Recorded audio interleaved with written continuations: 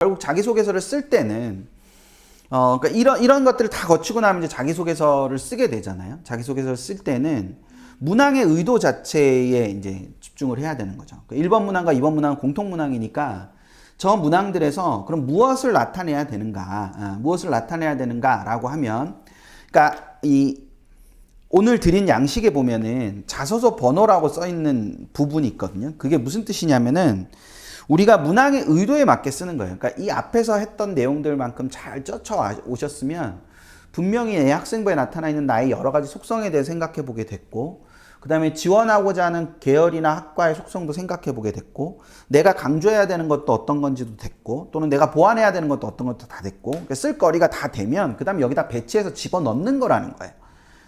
그 과정을 거치지 않고 이거부터 막상 쓰려고 하니까 자기소개서가 안 써지죠. 그러니까 이거를 다 쓸 거리가 있으면 여기다 넣고 나중에 빼더라도 지금은 일단 집어넣어 놓는데, 그럼 이거는 몇 번에 집어넣고 이건 몇 번에 집어넣는가 할 때의 기준은 문항의 의도에 있다는 거예요. 문항의 의도. 그 문항의 의도를 어디다 집어넣느냐에 있다는 거예요.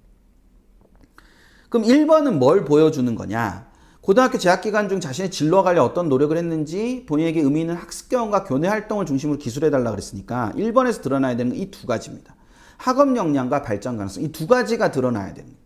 학업 역량과 발전 가능성을 다른 말로 바꿔 말하면 학업 역량은 성취도도 있을 거고 자기주도, 아까 자기주도성, 그다음 지적 호기심이 있었던 거, 학업 의지가 있는 거, 이런 것들이 모두 학업 역량에 포함될 수 있는 거예요. 그러니까 내가 어떤 속성을 찾았는데 자기주도성이 있대. 그럼 1번에 쓰면 되겠구나 라고 생각하면 되는 거예요. 또는 지적 호기심이 있대. 1번에 쓰면 되는 거구나. 이렇게 생각하면 된다는 거죠. 발전 가능성이 있다는 건 문제 해결 능력이 있다거나 도전 정신이 있다거나 경험 다양성이 있다거나 이런 걸 말하는 거예요. 그래서 다양한 경험을 했다라는 내용이 있다. 그러면 1번에 쓰면 되겠구나. 1번에 한 꼭지. 이런 식으로 이렇게 만들어내는 거죠. 근데 2번은 뭐냐? 우리가 인성이라고 퉁치는 것 중에 하나인데, 인성에는 뭐가 들어가느냐? 뭐 리더십도 있을 수 있고, 조정 능력이나 소통 능력도 있을 수 있고, 성실성이 있을 수도 있고, 실천성이 있을 수도 있고, 책임감이 있을 수도 있는 거예요. 그래서 세특이나 행특의 여러 항목들을 보다 보니까 책임감이 있다는 것이 강조가 되고 있다. 그럼 이거는 2번에 쓰면 되겠구나. 이게 번호를 2번에다 집어넣는다는 거죠. 그런 식으로. 그러니까 먼저 쓸 항목들을 다 나열한 다음에 이걸 몇 번에 쓸까라는 걸 그 다음에다가 이렇게 집어넣는 거야. 이건 1번에 쓸 거, 이건 2번에 쓸 거. 근데 만약에 대체로는 아니죠. 3번까지 자기소개서 문항을 만들 수 있는데 1, 2번은 공통 문항이니까 모든 대학이 다 똑같이 쓰는 거고, 3번 문항은 대학마다 다르긴 하지만 대체로 3번 문항은 좀 이따 보여드리겠지만 3번 문항이 없는 대학도 많이 있어요. 3번 문항이 없는 대학도 많기 때문에 3번 문항에 없는 대학과 같은 경우는 계열 적합성이나 전공 적합성을 드러낼 수 있는 곳이 없어요. 자기소개서에서 특별히. 그러니까 1번 문항에서 그런 계열 적합성이나 전공 적합성과 관련된 부분을 쓰는 겁니다. 되셨죠? 그러니까 이게 이럴 수 있잖아요. 진로와 관련되어 있는 학업 의지나 자기 주도 학습 능력이 있는 게 없어요. 선생님 어떻게 해요? 이렇게 말씀하실 수 있어요. 근데 그 대학이 만약에 3번 문항이 있다고 한다면 3번에서 진로와 관련된 여러 가지 다른 활동을 쓰면 되는 거니까 여기서 그냥 학업 역량과 관련된 부분만이라도 써서 내는 방법밖에 없는 거예요. 그게 옳다라는 게 아니라 지금 주어진 상황에서는 그거밖에 할 수 있는 게 없으니까 그렇게 한다는 겁니다. 그러니까 이게 진로라는 단어가 들어가 있긴 하지만 1번의 초점은 학습 경험과 교내 활동에 있기 때문에 그 학습 경험과 교내 활동을 드러낼 수 있는 걸 하게 되면 충분히 의미가 있는 거니까 아주 직접적으로 진로와 연관되지 않더라도, 근데 진로를 꼭 교과목 이런 거로 연결짓지 않고 아까 말씀드린 속성과 연관짓게 되면, 이런 속성이 있다는 걸로 연관짓게 되면 이 부분은 얼마든지 극복이 가능한 부분이에요. 그러니까 그런 측면으로 연관시켜서 이 내용을 쓸 수 있으면 된다라는 겁니다. 근데 대신에 이제 3번 문항이 없으면 여기에서 진로를 녹일 수 있도록 해야 된다라는 거, 그 부분을 생각하시면 되는데, 이 대학들은 자율문항이 없어요. 그러니까 이 대학들의 원서를 쓰시게 되면, 이 지금 언급된 대학들의 원서를 쓰시게 되면 뭘 하셔야 되는 거냐면, 기본적으로 1번 문항에 진로와 관련된 부분과의 연관성을 아주 적게라도 표현을 하실 필요가 있다. 그렇게 되는데, 그렇지 않고 나머지 학교들 같은 경우는 3번 문항이 있는데 3번 문항은 대체로 몇 가지 종류로 나눌 수 있어요.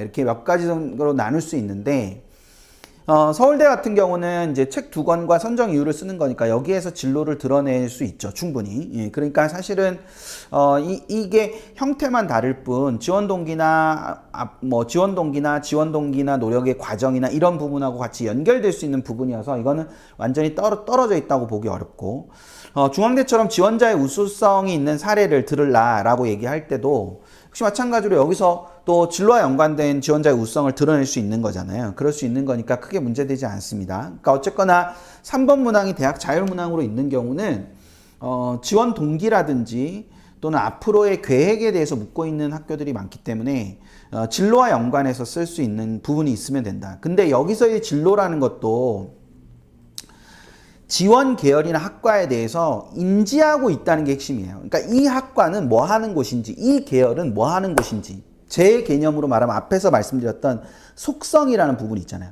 이런 개념이 있는 속성, 그러니까 이런 계열은 이 속성이다. 이 학과는 이 속성이다. 그러니까 그 속성이 있다는 걸 난 충분히 인지하고 있고, 그것을 인지하고 있기 때문에, 그리고 그 인지하고 있는 나는 A라는 속성을 갖고 있기 때문에 너네한테 지원하는 거야 라고 명확하게 밝혀주는 거, 그 부분이 핵심이라는 걸 생각을 해둘 필요가 있어요.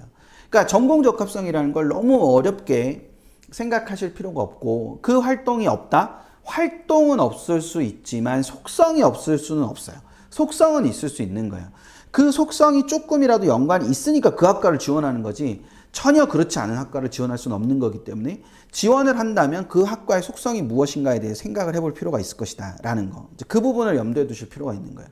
실제로 대학들이 이 수시 모집 요강이나 학생부 종합전형 가이드북 같은 거에 보면 우리는 이런 속성들을 이렇게, 그러니까 뭐 전공 적합성이라든지 아니면 뭐 발전 가능성이라든지 학업 역량을 어떤 식으로 어떤 식으로 평가합니다라는 것이 나와 있어요. 여기서 연대처럼 이런 식으로 연대에 있는 걸 그대로 쓴 건데, 연대에 있는 이거에 보면 여기 지금 빨간 네모 쳐놓은 거에 보면 흥미와 관심을 가지고 있는가, 그리고 올바르게 이해하고 있는가, 그리고 지원자의 경험과 지원 전공의 연관성을 설명할 수 있는가, 자기소개서에서 하라고 저거를. 그러니까 내신이나 뭐 이런 부분들은 저 위에 있는 항목과 아래에 있는 항목에서 소개하는 거거든요. 여기 아래 항목이랑 저 위에 항목에서. 근데 여기에 있는 이 부분은 자기소개서를 통해서 설명을 해야 되는 부분이에요.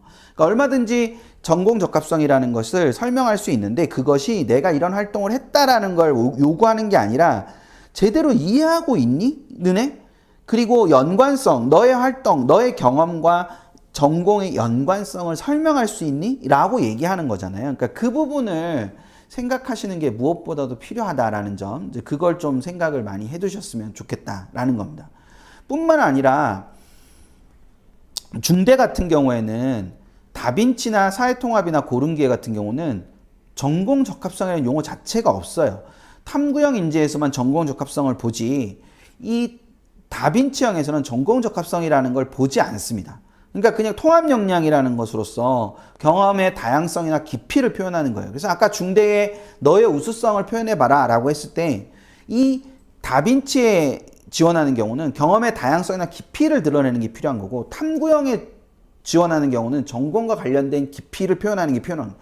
그러니까 이게 다른 거예요. 그러니까 전형의 설명을 읽어보시는 거를 진짜 중요하게 권해드립니다. 그러니까 각 학교의 입학처에서 발간하는 발간물에 이런 식으로 우리는 무엇을 가지고 평가합니다. 서울시립대 같은 경우는 각 학과가 어떠한 속성을 갖고 있어야 되는지 다 표현하고 있어요.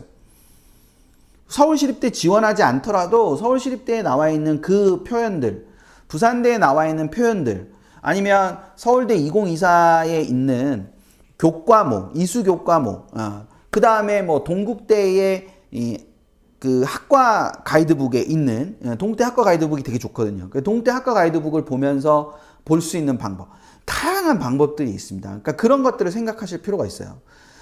자기소개서는 없지만 고대 같은 경우에 보면 올해 전년도에는 학업 성취도에 이 지원 계열과 관련된 학업 성취도에 대한 내용이 있었는데 올해 빠졌어요. 그냥 전반적인 교과의 성취 수준이라고 바뀌었거든요. 그러니까 고대도 여기 하나밖에 나와 있지 않아요. 계열 관련 탐색 노력과 준비 정도이기 때문에, 그러니까 계열과 관련된 직접적인 어떤 관계가 아니라 탐색 노력을 했냐 안 했냐, 그러니까 너는 어떤 전공을 하기 위해서 노력을 했냐 안 했냐라는 걸 보여주는 그런 내용으로 되어 있기 때문에 저 부분들을 좀 연관지어 생각들을 많이 해주시면 좋지 않을까라는 생각이 듭니다. 그래도 막막할 때는 아까 제가 시간 순서대로 재배치하는 거 있잖아요. 그 시간 순서대로 재배치하는 거 그거부터 하고, 그래도 내가 뭐를 뽑아내야 될지 잘 모르겠다 그랬을 때는 동아리 독서 수행평가 대회 순서대로 고민을 하면 좋겠다. 그리고 원인과 동기나 영향이 막막해서 무언가를 좀 찾아가기가 어렵다 싶을 때는 자꾸 생각을 해보는 거예요. 나한테 정말 이렇게 힘든 것들이 있었고 이런 것들은 참 좋았고 이런 내용들을 쭉 한번 이렇게 따져보는 거, 이런 걸 해본다. 그래서 이렇게 해보면 좋겠고, 이 두 가지는 꼭 기억을 했으면 좋겠는데, 우리 학생들이 지적 호기심과 탐구 능력이 뭔가 이런 걸 생각을 할 텐데, 이게 되게 어려운 개념이 아니라 지적 호기심은 궁금하면 돼요. 궁금하고 찾아보면 지적 호기심이 있는 거예요. 탐구 능력은 그냥 어떤 걸 내가 알고 있었는데 그거의 근원을 찾아봤거나 아니면 그것과 관련된 다른 무엇인가를 찾아냈거나 하면 그것이 탐구 능력이거든요. 그러니까 그런 탐구 능력과 지적 호기심을 학생부에서 어떻게든 찾아내려고 노력을 하세요. 우리 학생들 듣고 있는 친구들 있나요? 네, 학생들 아까 한 5명 있었는데 혜주량기님 아드님은 있네요. 아직 있다고 하시네요. 잘 있지? 내가 널 보지는 못했지만 잘 있지? 그래서 그렇게 해서 하면 이 두 개 지적 호기심과 탐구 능력을 잘 찾아내면 되니까 그렇게 하면 될 것 같습니다. 이 부분은 무슨 말이냐면 지금 이제 아이들이 2번을 되게 어려워해요. 2번을. 그러니까 2번 항목을 되게 어려워하는데 그 2번 항목을 이런 데서 찾으면 좋겠다. 그러니까 갈등 관리와 협력, 배려와 나눔 이런 것들을 쓰려면 되게 어렵단 말이에요. 그러니까 갈등 관리는 누가 싸워야 될 것 같고 꼭 그러니까 갈등 관리를 떠올리지 못하니까 맨날 동아리 하다가 싸우고 조별 과제 하다가 맨날 싸우고 그러는 거예요.